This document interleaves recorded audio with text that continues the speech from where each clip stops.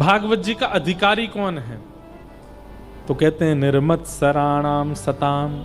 श्रीमद् भागवत की कथा हो रही है, वक्ता सुना रहे हैं, कितनों को समझ आ रही है? उतनों को ही समझ आएगी जिनके चित्त में मात्सर्य दोष नहीं है। जोग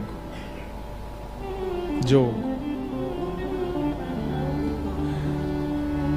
धर्म प्रोजित कैतवोत्र परमो निर्मत्सराणां सताम् वैद्यं वास्तवमत्र वस्तु शिवदम् तापत्रयोन्मूलनम् श्रीमद्भागवते महामुनिकृते किं वा परैरीश्वर सद्यो हृदयवरोध्यते कृतभिः शुश्रूषुभिस्तत्क्षणात्। श्रीमद् भागवत का धर्म क्या है? भागवत का विषय क्या है? परम धर्म। भागवत का अधिकारी कौन है? किसको सुनने का अधिकार है कथा? तो कहते हैं जिसके चित्त में मात्सर्य दोष नहीं है। मात्सर्य दोष किसको कहते हैं? संत श्री तुकाराम जी महाराज ने खूब सारे अभंग लिखे, खूब सारे अभंगों का निर्माण श्री तुकाराम जी ने किया। बहुत ध्यान से सुनना। इतनी ख्याति हो गई, सब जगह उनकी पूछ होने लगी। तो एक बार एक रामेश्वर भट्ट नाम के एक पंडित जी थे, उनको बड़ी ईर्ष्या हो गई क्योंकि श्री तुकाराम जी महाराज कोई श्रेष्ठ कुलीन परिवार में जन्म नहीं हुआ था उनका। वो भले ही देह से नहीं हुए लेकिन हृदय से, अपनी बुद्धि से, अपने विचारों से, अपने स्वभाव से बड़े बड़े ब्राह्मण भी उनके आगे हाथ जोड़ते थे। तो एक रामेश्वर नाम के एक पंडित जी, उनको बड़ी ईर्ष्या हो गई कि हम लोग इतना वेद अध्ययन करते हैं, हम लोग इतना ज्ञान लेकर के बैठे हैं, हम लोग शास्त्रों को जानने वाले, समझने वाले, हम लोग शास्त्र सम्मत नियमों का पालन करने वाले, और ये सामान्य सी मराठी भाषा में अभंग लिखता है और इसकी इतनी ख्याति हो रही है कि छत्रपति शिवाजी इसको प्रणाम करते हैं।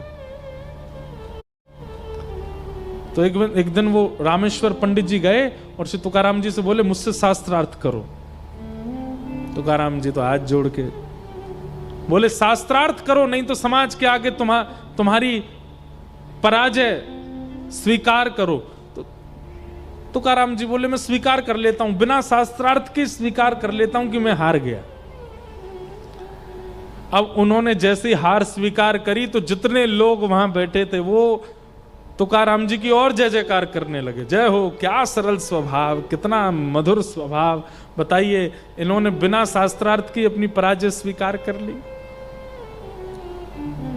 वैष्णव का इस स्वरूप होता है, वो विवाद में नहीं पड़ता, उसको दीन बनना अच्छा लगता है, उसको ज्यादा प्रतिष्ठा अच्छी नहीं लगती, वो सरल रहना, उसको सहज रहना। एक बार मुझसे किसी ने कहा, बोले आप कहते हो कि वैष्णव के अंदर दीनता होती है, आप कहते हो वैष्णव को सरल रहना अच्छा लगता है, बोले आप खुद कथा में आते जाते हो, लोग बाग आपको इतना प्रणाम करते हैं, आप सब। मैंने भैया हम तो मना और करते हैं, पैर मत छुओ, दूर से हाथ जोड़ो, दूर से मिल लो, दूर से प्रणाम कर लो। एक बात तो है बंधुओं, व्यास मंच पर बैठे हैं, बहुत लोग मिलते हैं, बहुत लोग मानते हैं, इसलिए मैं आपको अपना अनुभव कह रहा हूं। बहुत ख्याति हो जाना और बहुत सम्मान मिल जाना, ये कहीं ना कहीं भक्ति में कटौती करता है। हमने अपने गुरुदेव से कहा एक बार कि इतना सम्मान, इतनी ख्याति मिले, उसमें भक्ति को कैसे बचाया जाए, अपने भावों को कैसे बचाया जाए। हमारे गुरुदेव बहुत सुंदर उत्तर देते हैं, लोग देवें तुम स्वीकार मत करो। क्योंकि होता क्या है, आपने सम्मान दिया, और हमने स्वीकार किया तो स्वीकार करने पर हम उसके आदी हो गए। अब हमें कल भी इच्छा होगी कि हमारा सम्मान हो, परसों भी इच्छा होगी कि सम्मान हो, हम आदी हो गए उसके, अब आदत लग जाएगी हमको सम्मान की।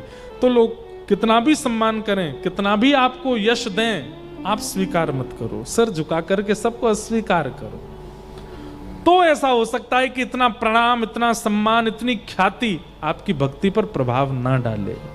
बहुत मुश्किल है। तुकाराम जी महाराज स्वीकार कर लिए, बोले मैं अपनी पराजय स्वीकार करता हूं, आप जीते रहिए, सदा विजयी रहिए। लेकिन रामेश्वर पंडित जी को क्रोध आया, बोले कि ऐसे काम नहीं चलेगा, कुछ ऐसा करना पड़े। क्या करें? तो उन्होंने जो ग्रंथ लिखते थे अपनी स्याही से, जो तुकाराम जी अभंग लिखते थे, अभंगों का ग्रंथ उठाया और ले जाकर के एक नदी में फेंक दिया। तुकाराम जी के नेत्र सजल हो गए, क्योंकि हृदय के भाव श्री विठ्ठल भगवान को प्रसन्न करने के लिए लिखे थे, किसी जनमानस को प्रसन्न करने के लिए नहीं, ठाकुर जी को प्रसन्न करने के लिए लिखे थे, और इन्होंने फेंक दिया सब नदी में। और ऐसा करके वो रामेश्वर पंडित जी चले गए। 13 दिन तक तुकाराम जी वहीं बैठे बैठे रोदन करते रहे, स्मरण करते रहे ठाकुर जी का। तुरंत ठाकुर जी हृदय में प्रकट हुए और प्रकट होकर के कहा, नेत्र खोल करके उस नदी के पास जाओ, देखो। और जैसे तुकाराम जी गए तो सारे पत्र जितने उन्होंने लिखे थे वो सब नदी के ऊपर परत बन करके बह रहे थे, एक बूंद जल से कागज भी गीला नहीं हुआ, सब यथावत सुरक्षित। और श्री तुकाराम जी महाराज ने सबको इकट्ठा करके पुनः अपना ग्रंथ सुरक्षित कर लिया।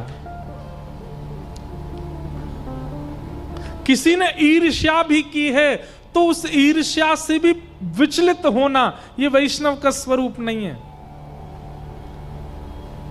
कोई आपकी निंदा कर रहा है तो कहीं ना कहीं निंदा सुनकर के भी अगर आंसू आ रहे हैं ना, निंदा सुनकर के क्रोध आ रहा है ना, निंदा सुनकर के उसके प्रति आपको दुर्भाव आ रहा है ना, तो भी आप वैष्णव नहीं हो। निंदा सुनने के बाद भी सम रहे स्थिति। तुकाराम जी तो इसलिए रोए कि उनके हृदय के भाव सबसे नदी में ठाकुर जी ने सबको सुरक्षित किया। वहां रामेश्वर पंडित जी के साथ क्या हुआ, उन्होंने एक सरोवर में जाकर के स्नान किया तो एक वैष्णव अपराध करके आए थे, एक भक्त को दुखी करके आए थे। जैसे स्नान किया, स्नान करते ही सरोवर का जल जो तन को शीतल करने वाला होता था वो जल अग्नि प्रदान करने वाला हो गया और पूरा जल संदग्ध हो गया, मानो जैसे उनका शरीर जला दिया हो किसी ने। अग्नि नहीं दिखाई दे रही है पर पीड़ा ऐसी हो रही है जैसे किसी ने जला दिया हो। वैद्यों के पास गए, बड़े बड़े ज्योतिषियों के पास गए, ना जाने कितने यत्न किए, कभी लेप लगाया, चंदन लगाया, सब किया, लेकिन दूर नहीं हुआ। तब किसी महापुरुष ने जो दिव्य दृष्टि रखते थे उन्होंने कहा, बोले तुमने केवल जात पात देख करके और एक सामान्य व्यक्ति मान करके किसी भक्त के सुंदर स्वरूप, किसी भक्त की सुंदर वाणी का तुमने तिरस्कार किया। अब ये पीड़ा तुम्हारी तभी दूर होगी, जाके उनको प्रणाम करो। रामेश्वर जी आए, आकर के श्री तुकाराम जी को जब वंदन किया, प्रणाम किया, तुकाराम जी ने हृदय से लगाया, तुकाराम जी के हृदय से लगी उनकी सारी पीड़ा समाप्त हो गई। जितना उनके शरीर में जलन हो रही थी सब धीरे धीरे समाप्त हो गया। ईर्ष्या निर्मत्सराणाम, कथा सुनने का अधिकारी नहीं है ईर्ष्यालु व्यक्ति। लेकिन क्या बताएं साहब, सब ईर्ष्या से युक्त हैं। संसार में कोई ऐसा व्यक्ति नहीं जिसके चित्त में तनिक ईर्ष्या नहीं होती हो। और ईर्ष्या कब होती है पता है? जब किसी अन्य की अत्यंत प्रशंसा सुनाई दे जाती हो, किसी की बहुत योग्यताएं हो, आपसे अधिक कोई श्रेष्ठ बन जाए, ईर्ष्या प्रकट हो जाती है। और वो ईर्ष्या कथा का, केवल कथा का नहीं, वो ठाकुर जी का ही अधिकारी नहीं। मैं कथाओं में कहा करता हूं, आपके अंदर जितने दोष हैं सब दोष ठाकुर जी से मिलने में बाधा नहीं बनेंगे, लेकिन अगर आपके चित्त में ईर्ष्या है तो ठाकुर जी से मिलने में बहुत बड़ी बाधा है। चित्त में काम है, चित्त में क्रोध है, चित्त में लोभ है। ठाकुर जी से मिल पाओगे आप, उसके बाद भी कोई दिक्कत नहीं होगी। लेकिन आपके चित्त में यदि ईर्ष्या है तो क्षमा कीजिए, इस जन्म में तो मुमकिन नहीं है कि आपको पंडरीनाथ प्रत्यक्ष दिख जाए। ईर्ष्यालु व्यक्ति को ठाकुर जी नहीं दिखते। ईर्ष्यालु व्यक्ति को कथाएं समझ नहीं आती, वो सिर ही खुजाता रहता पूरी कथा में, फोन ही चलाता रहेगा, यूं देखेगा, कभी यूं देखेगा, कभी यहां करेगा, ऐसे करेगा। हम बोलते नहीं है पर हमको ऊपर से सब दिख जाते हैं। जो व्यक्ति बहुत विचलित बैठा होता है ना, तो मन में समझ आया इसके चित्त में ईर्ष्या जरूर है। एक स्थिर आसन में नहीं बैठ सकता श्रोता, ऐसा होता रहे, यूं होता रहे, उधर दिखता है, इधर आ जा, तू भी यहां पे बैठ जा। अरे भाई, इतनी विचलनता, देहाभिमान शून्य हो जाए कथा में, उसको यह भी पता ना चले कि पिछले 2 घंटे से एक ही आसन में बैठा हूं मैं।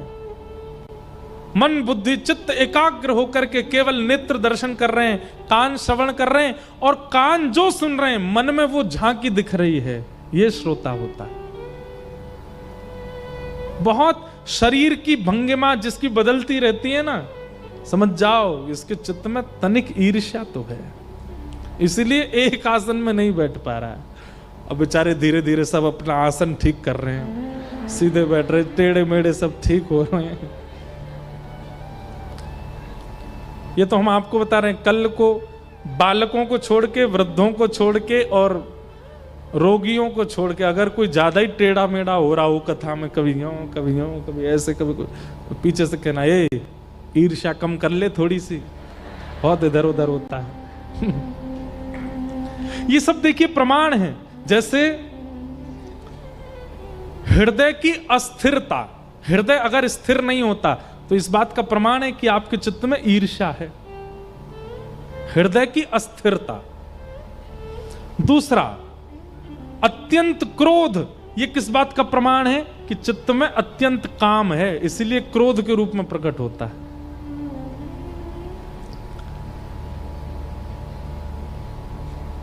अत्यंत निद्रा आलस्य का प्रमाण है, आलस्य है इसीलिए निद्रा है। हमारे जैसों की निद्रा तो थकान की वजह से है, हम तो इतना भागदौड़ करते हैं इधर उधर उधर, पर बेवजह करते धरते कुछ नहीं, पूरे दिन घर में ही पड़े रहते हैं, फिर भी नींद इतनी आती है, इसका मतलब आलस्य बहुत है, आलस्य बहुत। और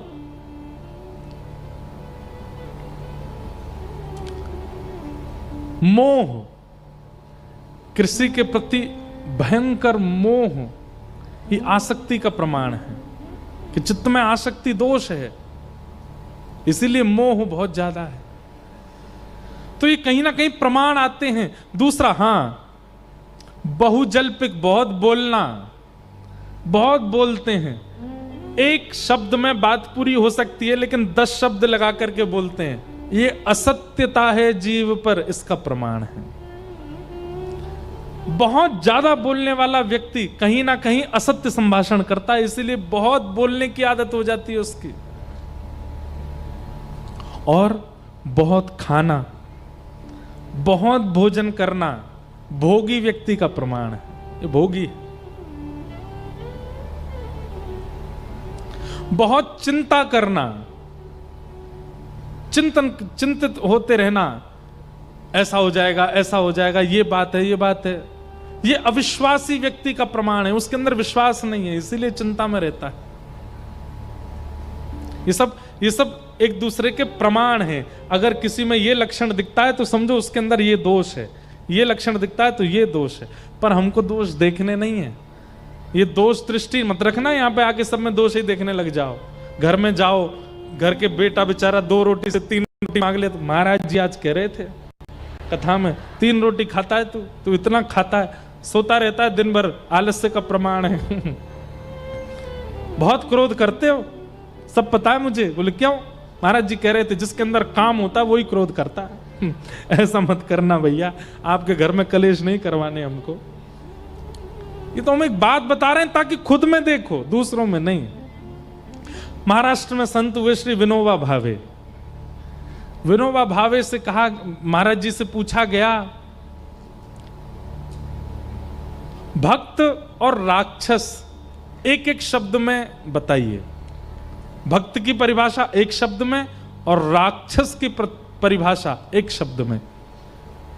इतना सुंदर उत्तर दिया उन्होंने। वे कहते हैं, जो खुद में दोष देख करके सब में गुण देखे वो भक्त, और जो सब में दोष देख करके खुद में गुण देखे वो राक्षस।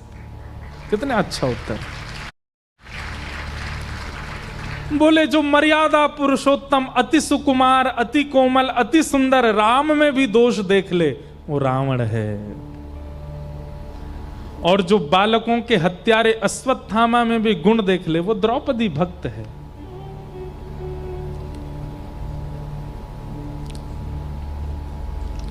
इसलिए कथा में यदि कोई दोष बताया जाता है तो वो दोष दूसरे में मत देखिएगा, खुद में देखिए।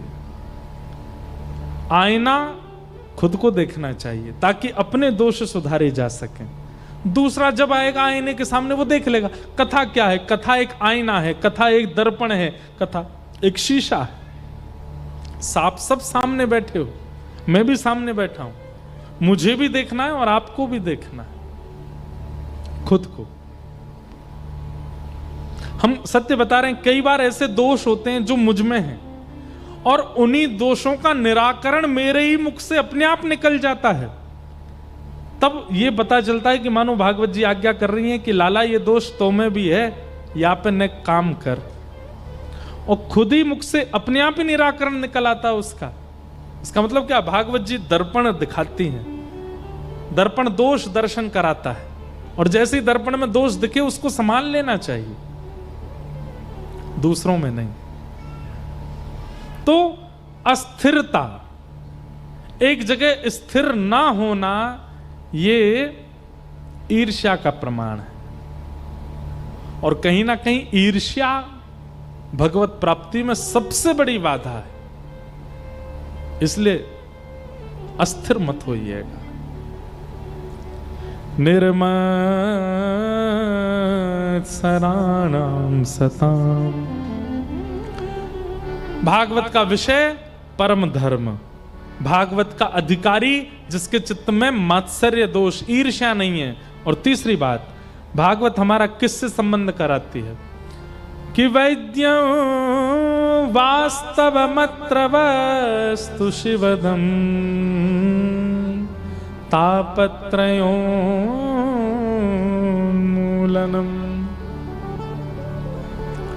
श्रीमद् भागवत कथा सुनने से आप धन कमाने में बहुत निपुण हो जाओगे। श्रीमद् भागवत कथा सुनने से आपके घर के सारे कष्ट दूर हो जाएंगे, कलेश दूर हो जाएंगे। ये सब बातें एक तरफ की हैं। भागवत जी केवल एक प्रमाण देती हैं, क्या? कि कथा सुनने के बाद ठाकुर जी के प्रति आपको कोई संबंध का दर्शन होने लग जाएगा। ठाकुर जी के प्रति आपकी भगवत दृष्टि ना हो करके कोई संबंध दृष्टि प्रकट हो जाएगी। ठाकुर जी कुछ लगने लगेंगे अपने।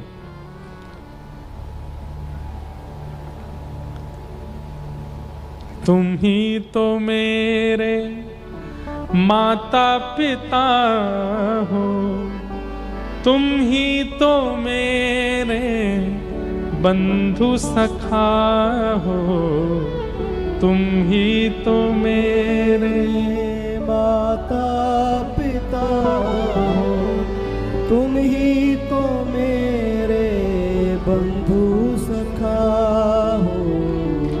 कितने रिश्ते तुम संग मेरे, कोई तो रिश्ता जरूर होगा। कितने रिश्ते तुम संग मेरे, कोई तो रिश्ता जरूर होगा। कई जन्मों से बुला रहे हो, कोई तो नाता जरूर होगा। कई जन्मों से बुला बुला रहे हैं, कोई तो नाता जरूर होगा। तुम ही तो मेरी आत्मा हो, तुम ही तो मेरे परमात्मा हो। तुम ही तो मेरी आत्मा हो, तुम ही तो मेरे परमात्मा। कितना सुंदर शब्द है।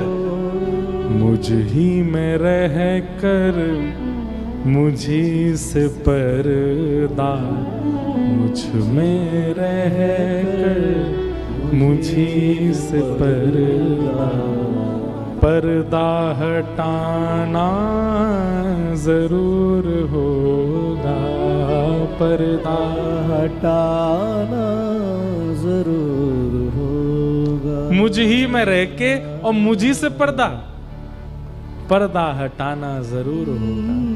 कई जन्मों से बुला रहे हो, कोई तो नाता जरूर होगा।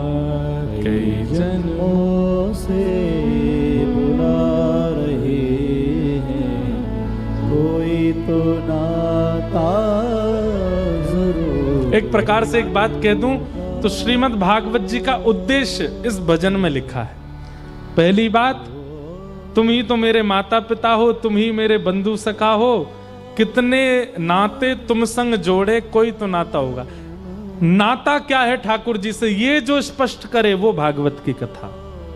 दूसरी बात, तुम ही तो मेरी आत्मा हो, तुम ही मेरे परमात्मा हो।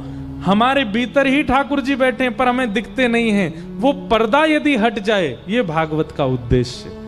चित्त में बैठे परमात्मा दिख जाएं। और फिर तीसरा उद्देश्य भागवत जी का क्या है?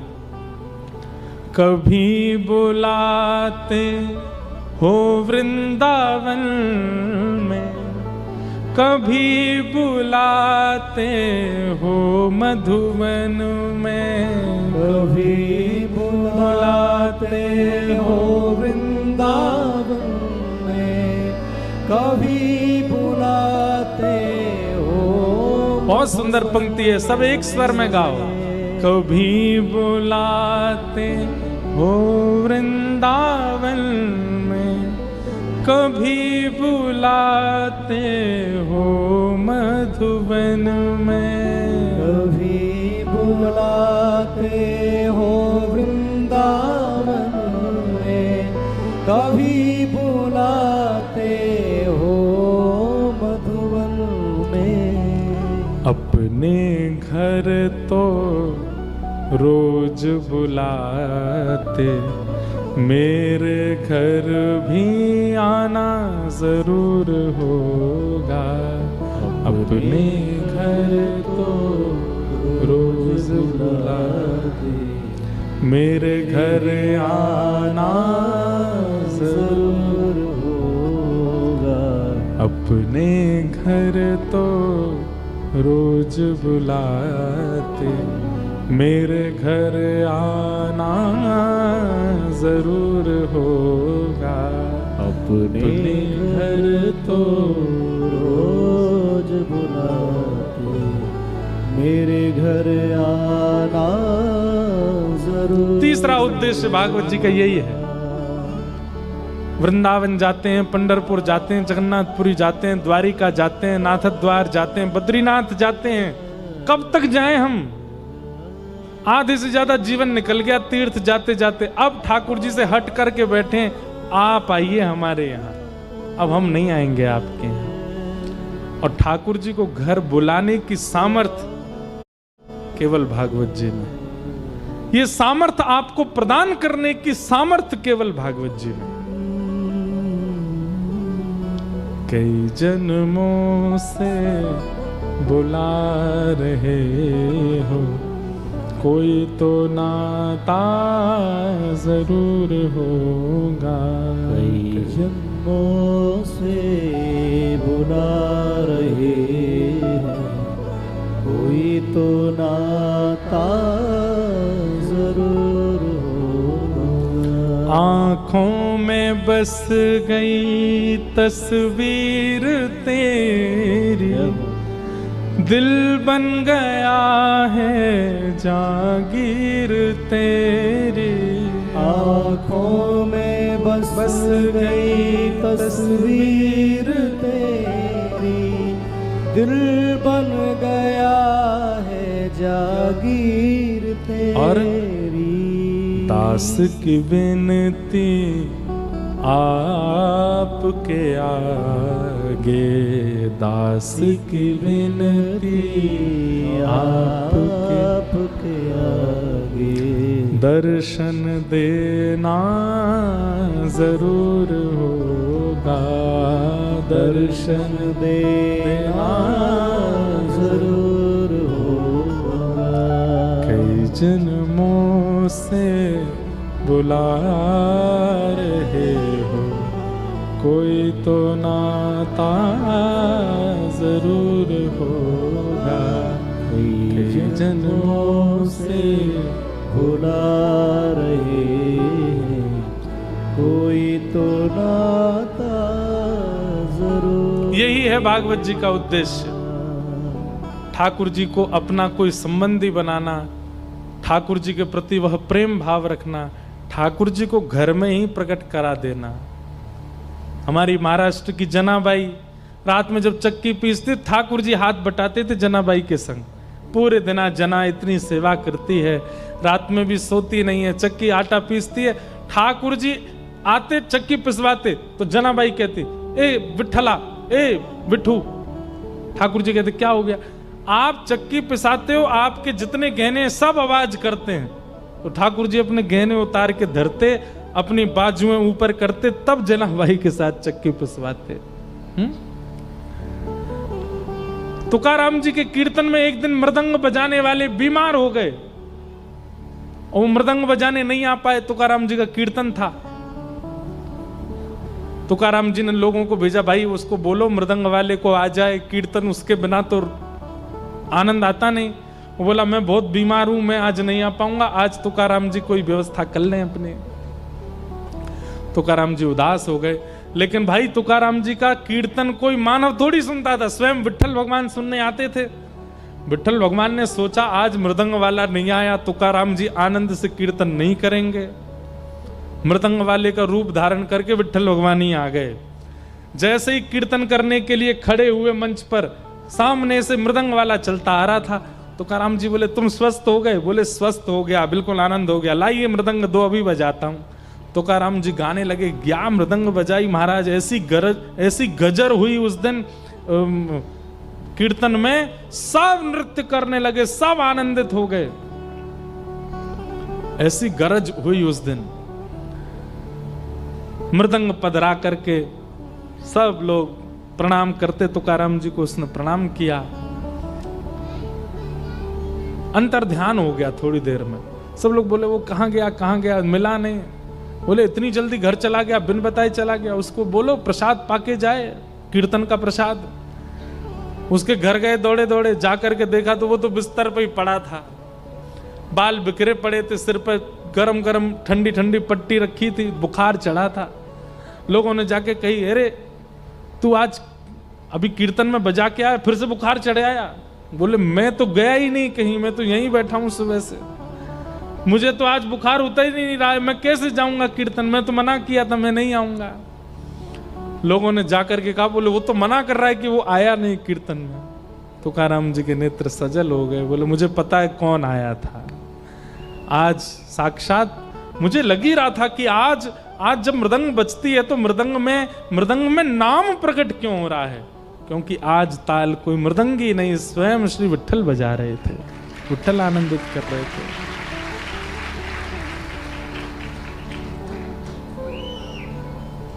ऐसी स्थिति प्रकट कर देने की स्थिति भागवत जी में, ठाकुर जी को प्रकट करने की सामर्थ्य भागवत जी में।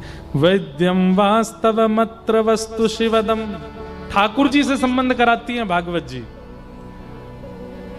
तापत्रयोन्मूलनम, अंतिम बात, तीन प्रकार के ताप होते हैं, आदि दैविक, आदि भौतिक, आध्यात्मिक। ताप मतलब पीड़ा, और इन समस्त प्रकार की पीड़ाओं का जो उन्मूलन कर देती हैं वो श्रीमद् भागवत है। हमारे चित्त में जितने ताप हैं, इनकी पीड़ा हमको कब होती है? जब संसार हमारे अंदर व्याप्त है। जैसे सिर दर्द हो गया, अब सिर दर्द होते ही परेशान होने लगे, बैठ गए, सो गए, कभी कुछ, सिर दर्द हो रहा है, क्या करें, हमसे कुछ हो नहीं रहा। इस प्रकार की स्थिति संसारी की बनती है। पर वैष्णव के सिर में दर्द होता है ना, वो फिर भी प्रसन्न रहता है, वो फिर भी कथा सुनाता है, फिर भी कथा सुनता है, फिर भी ठाकुर जी का दर्शन करता है, सेवा करता है। उसके पेट में पीड़ा हो, उसको संसारी कोई पीड़ा हो, वो ठाकुर जी के भाव को त्याग नहीं करता। मुझे तो एक एक करके इतने भक्तों के याद आ जाती है कि मन करता है सुनाता ही रहूं। गौरोबा काका, महाराष्ट्र के संत भक्त हुए गौरोबा काका, मट्टी अपने पैरों से करते थे, जैसे मारते हैं ना, ऐसे अपने पैरों से मारते थे। एक दिन उनकी पत्नी गई जल भरने के लिए, छोटे से बालक को छोड़ गई, घुटमुन चलता था बालक, और गौरोबा काका से कह गई, सुनो इसका ध्यान रखना। अब चलते चलते चलते मिट्टी कर रहे थे, और करते करते करते नाम की ऐसी धुन चढ़ी उनको, बालक चलता चलता पैर के नीचे आ गया, लेकिन उनको सुध नहीं रहे और बालक के प्राण चले गए। पत्नी ने आकर के धक्का दे दिया, बोले तुम क्या कर रहे हो, तुम ऐसा क्या कीर्तन, ऐसा क्या विट्ठल का नाम कि अपने बालक के प्राण ले लिए। अब पढ़े लिखों को ये सब बातें थोड़ी अटपटी लग सकती है, ये कैसा भाव है, ये कैसा विचार है। गौरव काका बोले मुझसे अपराध हुआ, मैं उसका दंड भोगने को तैयार हूं, पर नाम जब प्रकट हो गया था तो तुमको नाम पर विश्वास करना चाहिए था। ठाकुर जी सब मंगल कर देते, लेकिन तुमने नाम अधूरा छुड़वा दिया, तुमने मेरा नाम यहीं रुकवा दिया। मैं प्रतिज्ञा लेता हूं आज के बाद तुम्हारा स्पर्श नहीं करूंगा। कथा तो बहुत बड़ी है। फिर एक दिन गलती से स्पर्श अपनी पत्नी का हो गया, तो गौरव काका ने जब देखा कि निद्रा में मेरा स्पर्श हो गया पत्नी से, अपने हाथों को लेकर के गए और जाकर के महाराज दोनों हाथों को कटवा दिया कि जो हरि विमुख का स्पर्श करें, ऐसे हाथों को लेके मुझे क्या करना, बिना हाथ के रहने लगे। लेकिन जीवन में उनको कभी ग्लानि नहीं हुई कि मेरे हाथ नहीं है, मैंने अपने हाथ कटवा दिए। बिना हाथ के बड़े प्रसन्न रहते थे, बोले जो हरि का नहीं है उसको रख करके क्या करना। पर आप एक दिन कीर्तन में गए और कीर्तन में ऐसा धुन चल रही थी, सब ताली बजा बजा के नृत्य कर रहे थे, तब गौरवा काका के मन में पहली बार आया कि आज तक मेरे हाथ नहीं है, इसकी मुझे ग्लानि नहीं हुई, लेकिन आज मुझे लग रहा है कि अगर मेरे हाथ होते तो मैं भी ताली बजा के नृत्य करता, मेरे हाथ ही नहीं है। उन्होंने ऐसा चिंतन किया मात्र था कि मेरे हाथ होते तो मैं भी ताली बजाता। कीर्तन चलते चलते चलते गौरवा काके दोनों हाथ प्रकट हो गए और ताली करताल बजा करके नृत्य करने लगे। अब ये ताप है, ये पीड़ा है। संसार का व्यक्ति पीड़ा में विचलित हो जाता है, उसके अनुकूल भोजन ना बने विचलित हो जाएगा, उसके अनुकूल बिस्तर ना हो सो नहीं पाएगा, उसके अनुकूल जीवन साथी ना हो छोड़ देगा, उसके अनुकूल स्थान ना हो चला जाएगा। पर वैष्णव कैसा होता है, चाहे कितनी प्रतिकूलता मिल जाए, दैहिक मिल जाए, मानसिक मिल जाए, बौद्धिक मिल जाए, शारीरिक मिल जाए, पीड़ा तो आती है लेकिन उनका प्रभाव अपने ऊपर दिखने नहीं देता, प्रसन्न रहता है, आनंद में रहता है।